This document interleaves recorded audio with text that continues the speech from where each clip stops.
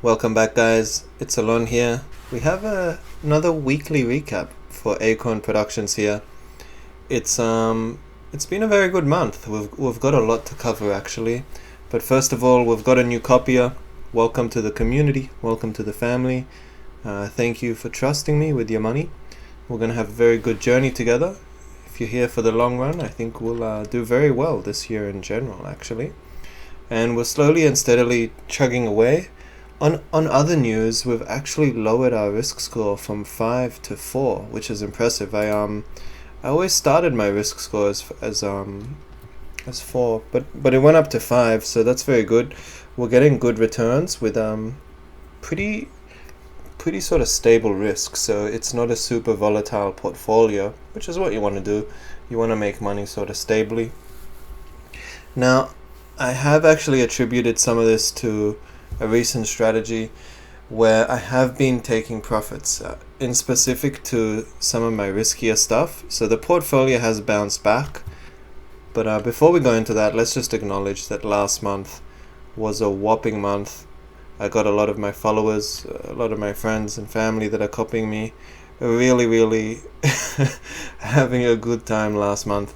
But I want to stress it, guys, that a lot of people want to put more money in when we have a really good month, but I want to make it clear that it's typically after a very good month that you actually get a bad month to come afterwards. So you see, we had those 3 months that were really good, hit by a bad month, then a good month. So it's actually honestly not good to add funds when it's a really good month. If you're liking to copy me and you want to add more funds, I would actually say wait for a bad month.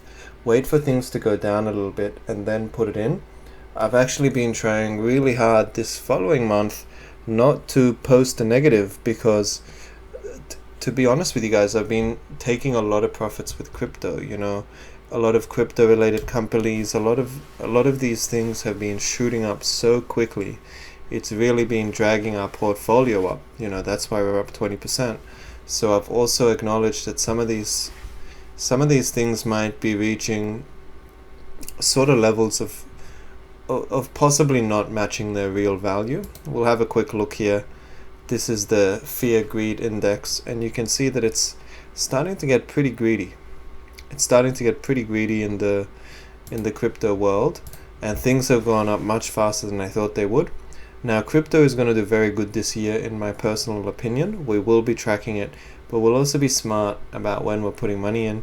Remember, guys, when everyone's telling you to buy, it's probably time to sell, and when everyone's selling, it's probably time to buy. So we gotta keep that saying in the back of our minds, and we gotta live by it. Now, in other news, guys, what I've been trying to do to, I guess, cement a bit of profits, I've actually completely closed out of 2 positions, which is Coinbase and MicroStrategies. I recently did a post about MicroStrategies. I actually sold it really high at 1300. I also sold at 900. It was just disconnecting from what I thought was realistic value. It's full of hype, and to be honest, it's too volatile. The day after I sold it, it went down 20%. It went down 20% today, so it's not something that's going to help with my risk score. We made 300% on it. It's been a beautiful stock. I will consider it in the future, but it's definitely got a dip from where it is now to be touched by me. So Bitcoin's up 140%. You can see MicroStrategies was up double that. And for a company that just holds Bitcoin, their market cap was way exceeding what they had holdings in Bitcoin. Anyway, I did a post about that if you're interested.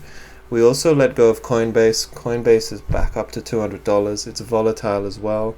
It's really surprised me how these companies have just been exceeding the performance of the actual cryptos that are pumping up their price. We're still holding small holdings of crypto, so that will affect our portfolio, whether crypto does good or not. And more importantly, guys, you can see that we're holding at the moment 40% cash. 40% cash. I normally don't even hold cash in my portfolio. Now, the reason we're holding this, we've got a rebalance coming towards the end of the month. As you know, we rebalance our portfolio every 2 months. This is a unique occurrence where that 40% is me taking profit and also closing out 2 positions of Vici and Arbor. They were part of the reserves. I decided it'd be better just to hold cash. We don't really need minimal cash flow sort of dividends in that part, and that'll get fixed up at the end of the month. Now, because there is new people on board, I know some people may be confused about what the actual strategy is. Essentially, my strategy, I'm going to do a follow-up video, but essentially the portfolio is split into 4 different parts. There's the chest, which is 40%. This is stuff like Tesla, Apple, Microsoft, Berkshire Hathaway. Those are actually all of our chest. They make up 40% of the portfolio. That does the main work, the main strategy, things that should outperform the, I guess, S&P 500 typical market. Then we have horns. We have 2 horns that have independent strategies. At the moment, one of them is companies, one of them is crypto. But the gist of the horns are they go for the high risk plays. They go for the kill. They're really going for the big gains that's going to lift up the portfolio, but comes with a lot of risk. So that's why they're only 20% each, and they focus on different things. And then we've got the reserves. So the reserves are quite simple. They just want to provide stability for the portfolio. They want to keep everything tame. And, you know, at the moment we'll have stuff like, let's have a look. We got cash, of course. We got TLT. We got gold. We got silver.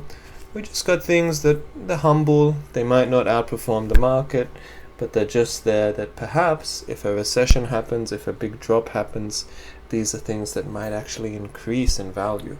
So they're there to make money, but more importantly, they're there just to stabilize the portfolio. So we're holding a lot of cash at the moment. I'm looking to lock in the rewards from last month, and I'm actually waiting for a dip and a buying opportunity when it comes to crypto, which I think is really overheated right now. And we're going to look for some opportunities going into next month.